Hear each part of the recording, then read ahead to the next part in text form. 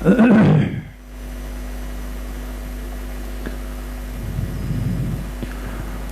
الله الرحمن الرحيم نحمده ونصلي ونسلم على رسوله الكريم أما بعد فأعوذ بالله من الشيطان الرجيم بسم الله الرحمن الرحيم واذكروا الله في أيام معدودات وقال رسول الله صلى الله عليه وسلم ما من أيام العمل الصالح أحب إلى الله من هذه الأيام العشر صدق الله وصدق رسوله النبي الكريم اللهم صل على سيدنا ومولانا محمد وعلى آل سيدنا ومولانا محمد وبارك وسلم. اللہ تبارک و تعالی کا بہت بڑا کرم اور احسان ہے کہ ہم سب یہاں دین کی بات سننے کی نسبت سے جمع ہوئے ہیں. اللہ پاک آپ سب کے اس آنے کو، اس بیٹھنے کو، سننے اور سنانے کو اپنی بارگاہ عالیہ میں قبول فرمائے اور ہم سب کے ظاہر و باطن کی اصلاح کا ذریعہ بنائے.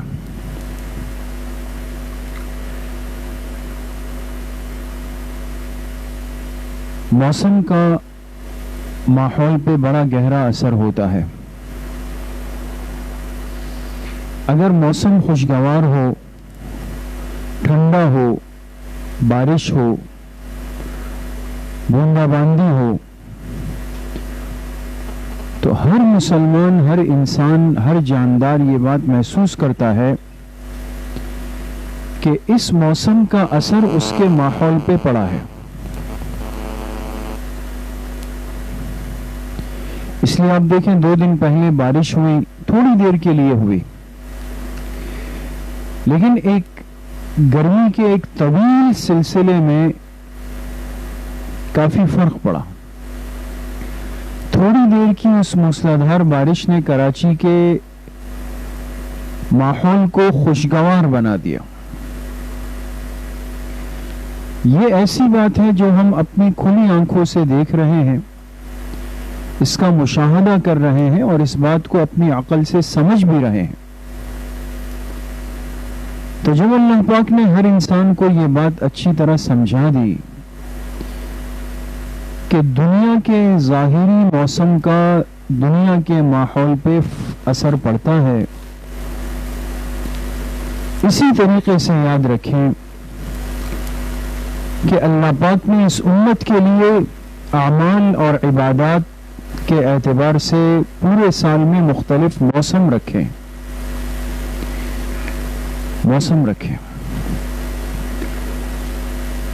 اور جس طرح اگر ظاہری موسم دنیا کے ماحول پہ اثر انداز ہوتا ہے تو اعمال اور عبادات اور نیکیوں کا موسم اس امت کی باطنی اور روحانی کیفیات پر، زندگی پر کیسے اثر انداز نہیں ہوگا؟ ضرور ہوگا. اس لیے جب رمضان کا مہینہ آتا ہے تو وہ موسم تبدیلی پیدا کر دیتا ہے، فرق پڑتا ہے.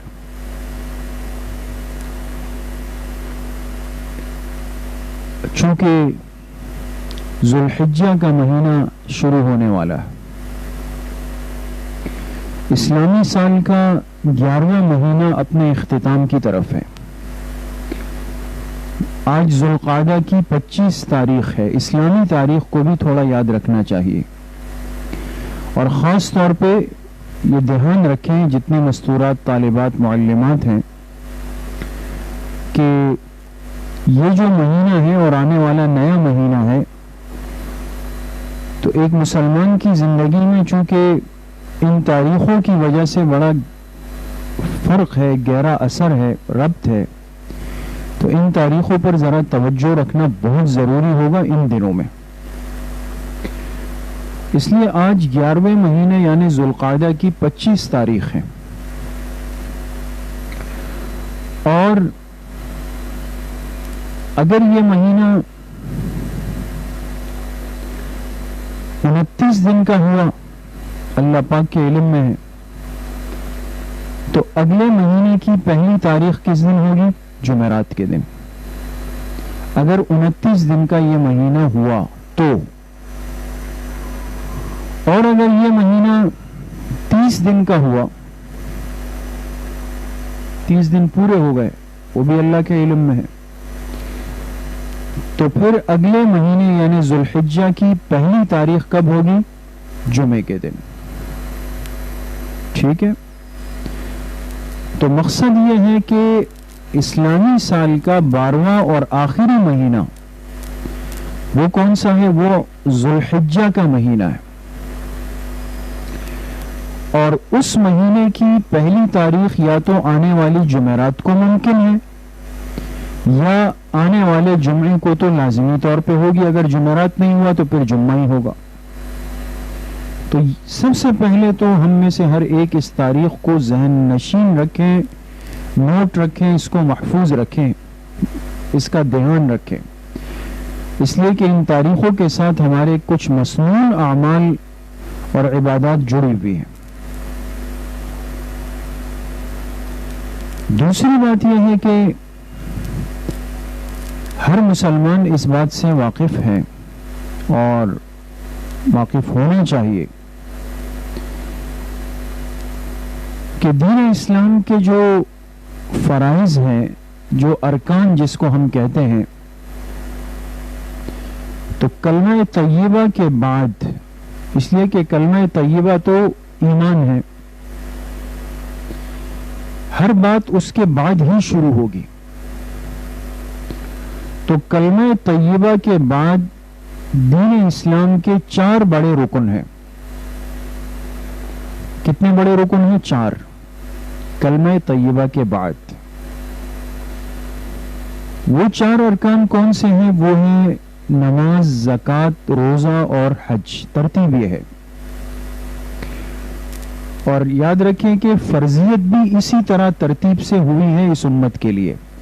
سب سے پہلے اس امت پر نماز فرض ہوئی، وہ مکی زندگی میں، پھر زکوٰۃ فرض ہوئی مدنی زندگی کے بالکل شروع میں، پھر روزے فرض ہوئے مدنی زندگی میں، پھر حج فرض ہوا وہ بھی مدنی زندگی میں، لیکن حضور علیہ الصلوۃ والسلام کی وفات سے چند سال پہلے۔ تو یہ بات بھی ذہن میں رکھیں کہ یہ جو 4 بڑے ارکان ہیں دین اسلام کے، ان کی ترتیب بھی ہم اس طرح بیان کریں تو زیادہ بہتر ہے، یعنی نماز، زکوٰۃ، روزہ، حج۔ نماز، زکوٰۃ، روزہ اور حج، یہ 4 بڑے ارکان ہیں۔ تو ان 4 ارکان میں سے ایک بڑا اہم ترین رکن وہ حج کا رکن ہے، حج بیت اللہ کا، اور یہ بہت بڑا عمل ہے، بہت بڑا رکن ہے، اور اللہ پاک کی ذات سے محبت کا ایک عجیب مظہر ہے۔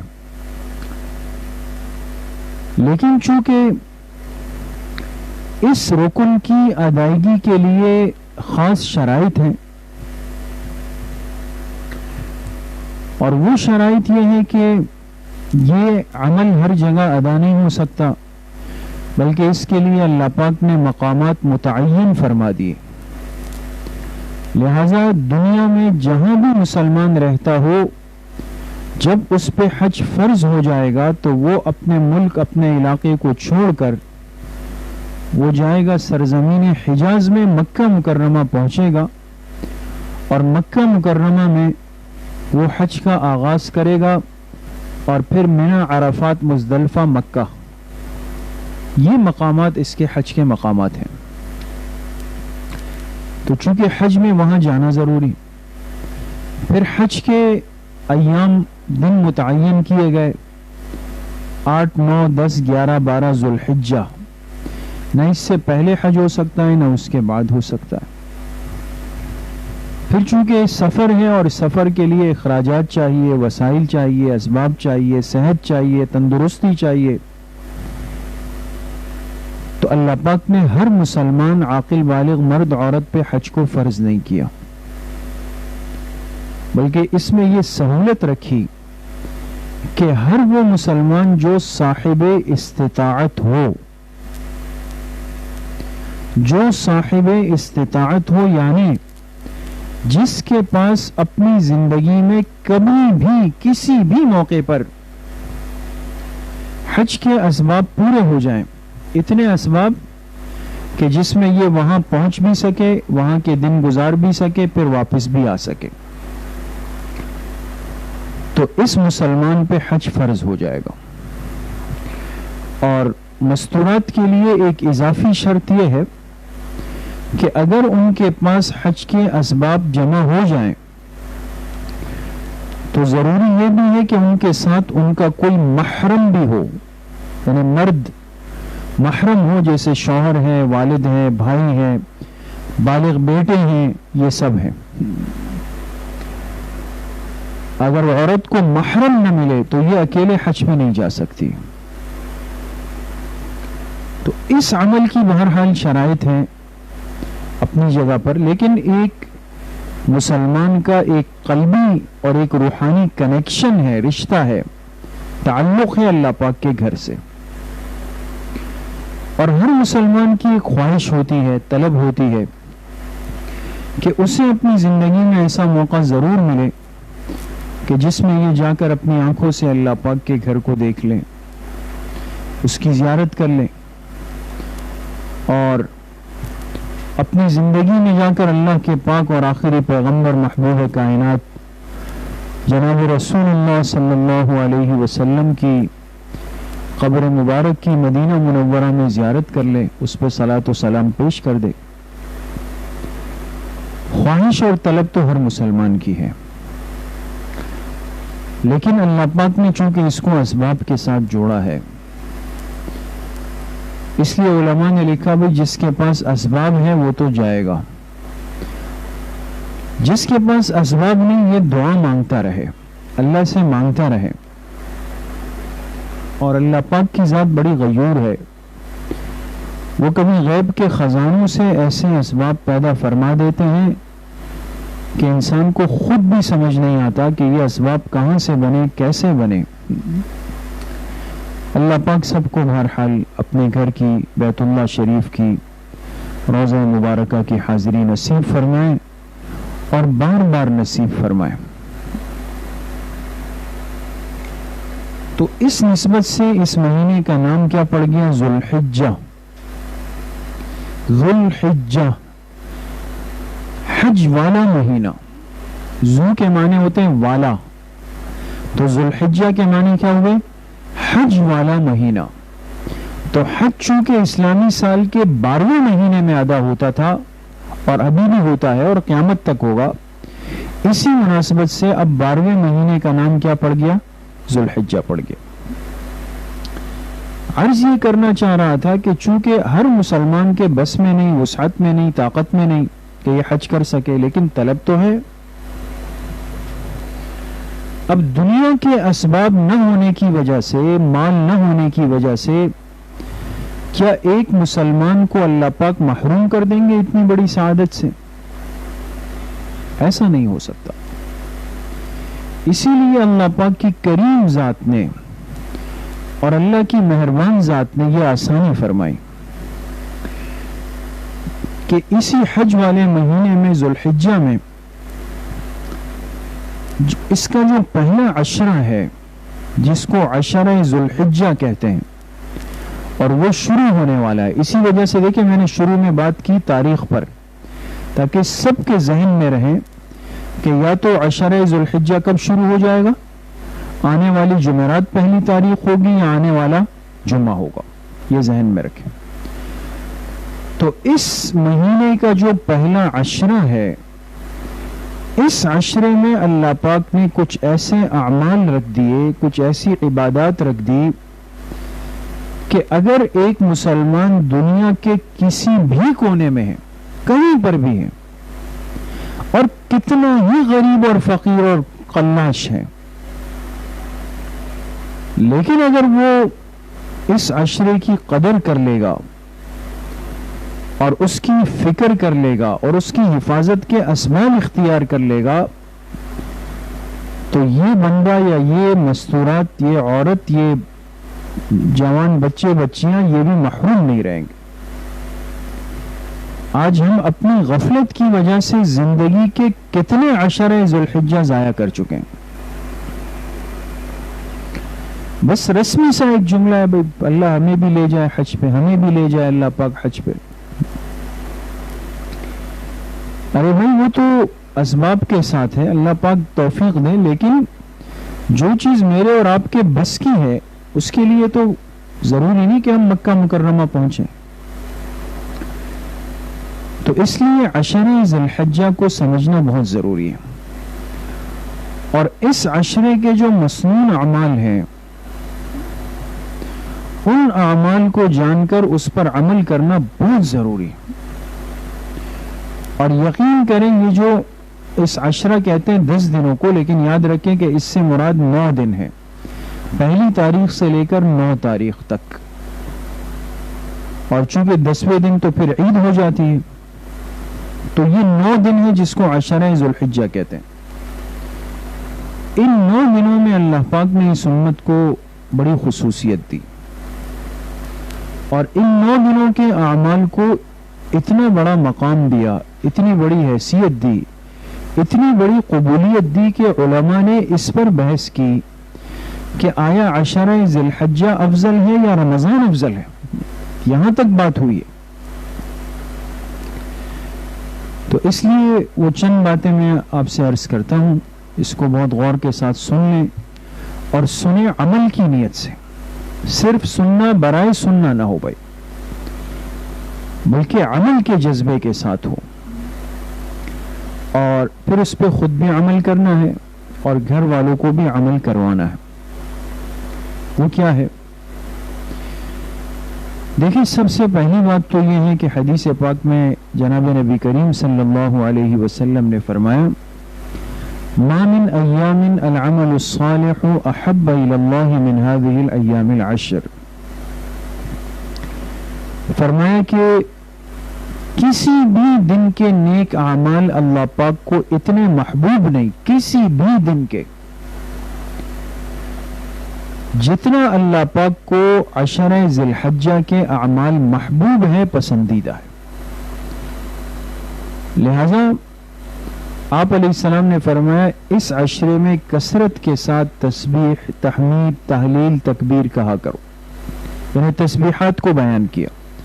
علماء نے اس سے یہ نقطہ نکالا کہ آپ علیہ الصلاۃ والسلام نے نفلی اعمال کی طرف اشارہ کیا کہ یہ جو عشرہ ذی الحجہ ہے یہ بڑا قیمتی ہے، اور اس عشرے کے اعمال اللہ پاک کو بے انتہا محبوب ہے۔ لہذا اس عشرے میں بندہ جس قدر نوافل کا، نفلی اعمال کا اہتمام کر سکتا ہے، چاہے وہ نوافل اشراق، چاش، ثوابین، تہجد کی شکل میں ہو، چاہے وہ تسبیحات کی شکل میں ہو، چاہے وہ صدقہ اور خیرات کی شکل میں ہو، چاہے وہ دعاؤں کی شکل میں ہو، چاہے وہ خیر کی بات کہنے کی شکل میں ہو، لیکن ہاتھ سے کوئی نیکی کا موقع جانے نہ دے۔ تو ایک تو یاد رکھیے کہ جیسے ہی یہ عشرہ شروع ہو جائے تو ہر عمل کا وزن بڑھ جائے گا، اور کتنا بڑھے گا تو آپ صرف اتنا سمجھ لیں کہ اللہ پاک فرما رہے کہ یہ عمل مجھے محبوب ہو جائے گا۔ اب اس کے بعد یہ کہ بھئی اتنے گنا اور اتنے 100 گنا، یہ باتیں بہت پیچھے رہ جائے گی۔ یہ سمجھ کر میں 2 رکعت نفل پڑھوں کہ اس وقت جو عمل کر رہا ہوں یہ اللہ کو بہت محبوب ہے۔ اس لیے آنے والے عشرے کا کوئی نفلی عمل، کوئی فرض، کوئی واجب ضائع نہ ہو۔ دوسری بات فرمائی يعدل صيام كل يوم منها بصيام سنة وقيام كل ليلة منها بقيام ليلة القدر۔ اس عشرے کے ایک نفلی روزے کا ثواب، ایک نفلی روزہ وہ 1 سال کے روزوں کے برابر ہے، اور اس عشرے کی ایک رات کی عبادت کا ثواب لیلۃ القدر کی عبادت کے برابر ہے۔ اندازہ لگائیں۔ تو اس عشرے میں، عشرے سے مراد پھر عرض کروں گا کتنے دن ہوں گے؟ 9 دن، پہلی تاریخ سے لے کر 9 تک۔ ایک نفلی روزہ اگر کوئی رکھے گا تو 1 سال کے روزوں کے برابر، اور ایک رات اگر اٹھ کر عبادت کرے گا، تہجد پڑھے گا، دعا مانگے گا، لیلۃ القدر کی عبادت کے برابر ہوگا۔ آپ بتائیں کتنا موقع ہے اللہ سے لینے کا، وصول کرنے کا، اپنی نیکیوں کو بڑھانے کا، نامہ اعمال کو خوبصورت بنانے کا، کتنا آسان موقع ہے۔ لہذا نفلی روزوں کی نیت کریں، اہتمام۔ اگر پورے 9 دن کے ہم نہیں رکھ سکتے تو کم از کم 1 دن چھوڑ کے 1 دن رکھ لیں، وہ بھی نہیں کر سکتے تو کم از کم پھر 3 دن تو رکھ لیں، 3 دن۔ اور اگر وہ بھی نہیں ہو سکے تو پھر آخری درجہ جو ہے وہ یوم عرفہ کا روزہ ہے، جو 9 ذی الحجہ کو ہوگا، یعنی عید سے 1 دن پہلے۔ اس یوم عرفہ کے روزے کی پھر مستقل الگ سے بھی بہت بڑی فضیلت ہے۔ آپ علیہ السلام نے فرمایا صوم عرفہ احتسب علی اللہ ان یکفر السنۃ التي قبلہ والسنۃ التي بعدہ۔ یوم عرفہ کا ایک روزہ جس نے رکھا، مجھے اللہ کی ذات سے امید ہے کہ یہ ایک روزہ گزشتہ 1 سال کے گناہوں کا اور آنے والے 1 سال کے گناہوں کا کفارہ بن جائے گا۔ تو 9 ذی الحجہ کا روزہ تو دیکھیں کوئی بھی نہ چھوڑے، نہ مرد، نہ عورت، نہ بچے، نہ بچیاں جو بالغ ہیں، اور البتہ اس کے لیے پاکی شرط ہے کہ مستورات پاکی کی حالت میں ہوں، وہ تو مسئلہ واضح ہے۔ تو بہرحال نفلی روزے جس قدر ہم ہو سکے رکھیں، رات کو تھوڑا سا وقت نکالیں لیکن ضرور نکالیں، یعنی جو 9 راتوں میں کرے گا عبادت تو 9 لیلۃ القدر کا ثواب ملے گا اس کو۔ کتنا بڑا عمل۔ تیسری اہم بات یہ ہے، حدیث پاک میں فرمایا کہ من رآ ہلال ذی الحجہ واراد ان یضحی فلا یأخذ من شعرہ ولا من اصفارہ شیئا۔ یہ بڑی اہم بات ہے۔ فرمایا جو ذی الحجہ کا چاند دیکھ لیں، یعنی ذی الحجہ کا مہینہ جس پر آ جائے اور اس کا ارادہ ہو قربانی کا، تو اس کو چاہیے کہ ذی الحجہ کا مہینہ شروع ہونے کے بعد اپنے بال اور ناخن نہ تراشے۔ یہ مسئلہ بھی ہر سال بیان ہوتا ہے، اس لیے کہ یہ حاجیوں سے ایک مشابہت اللہ پاک دینا چاہتے ہیں، اس کو بھی کچھ نہ کچھ اجر مل جائے۔ تو دیکھیں اس لیے تاریخ ہمارے پاس محفوظ ہو، اور اس لیے جمعرات ممکنہ طور پر ہو سکتا ہے کہ جمعرات کو پہلی ذی الحجہ ہو، اس لیے بدھ کے دن کی مغرب تک ہر عاقل بالغ مسلمان مرد عورت، خاص طور پر جو قربانی بھی کر رہا ہو، ورنہ علماء نے یہ لکھا کہ اگر جس پر قربانی واجب نہیں ہے وہ بھی اگر اس نیت سے کر لے گا تو اس کو بھی اجر ملے گا، اس کو بھی ملے گا۔ تو لہٰذا خود بھی اور اپنے گھر کا ماحول بھی ایسا بنائے، بچوں بچیوں کا بھی، کہ ہم بدھ کی مغرب تک کیا کر لیں، اپنی صفائی کر لیں، یعنی بال ہے، زائد بال ہے، باقی سر کے بال کاٹنا تو مستورات کے لیے حرام ہے، وہ سب پتہ ہے، لیکن یہ کہ جو صاف کرنے والے بال ہیں، اسی طریقے سے ہاتھوں پیروں کے ناخن ہیں، تو اپنے جسم کی صفائی ستھرائی کر لیں کہ بھئی اب مجھے مزید آگے 9 دن تک پھر بال ناخنوں کو نہیں چھیڑنا ہے۔ تو یہ بھی ایک حکم ہے، لہذا پہلی کا چاند دیکھنے سے پہلے ہم پریپیئر ہو جائیں، ہم تیار ہو جائیں اس اعتبار سے بھی، اور اپنے جسم کی صفائی کر لیں۔ تو یہ اس عشرہ ذی الحجہ کے مسنون اعمال ہیں، اور آپ نے سنا اور غور کیا کہ اللہ پاک نے ان تھوڑے سے اور چھوٹے سے اور مختصر سے اعمال میں کتنی بڑی طاقت رکھی، اور کتنی قبولیت اور کتنی محبوبیت اللہ پاک نے رکھی۔